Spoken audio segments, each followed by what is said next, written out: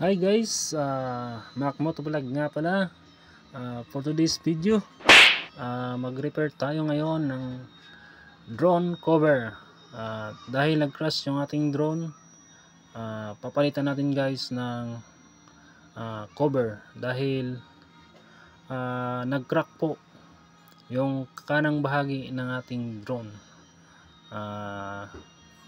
Ito guys, bilis-bilisan natin yung video para madaling matapos. Ito pala yung red na drone ko guys, is okay pa yung cover nya, wala pang sira. At doon natin ipapalit guys sa dilaw kong drone na nag crash. Yan guys, yung dilaw ko. Yan guys, yung makikita nyo, nag crack yung side nya, at dahil nga doon sa nabangga sa kahoy. Yan guys, buti guys, walang ibang nasira sa ating drone at cover lang. Yan guys, panoorin nyo na lang guys hanggang dulo kung ano ang itsura ng ating drone pagkatapos ng pagpalit ng shell cover. Yan guys.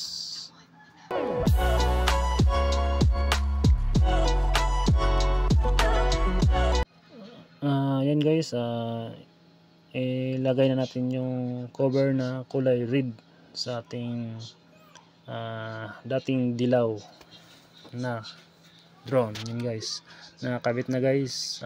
Siyempre ititesting muna natin. Lagyan natin ng battery, panda rin. Yan guys, mandar na, ilaw na. Siyempre paikutin natin guys, panda rin.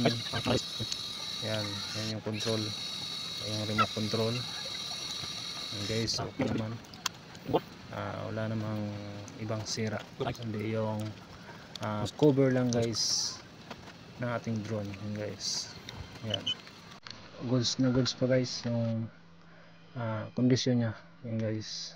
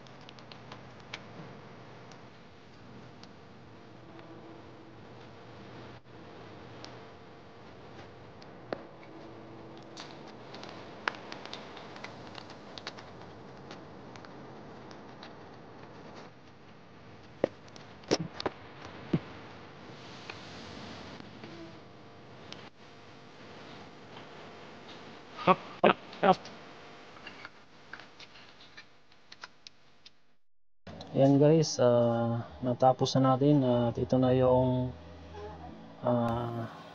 forma nya guys. Nilagyan na rin natin ng Mac Motovlog sticker yung cover nya. Yan guys,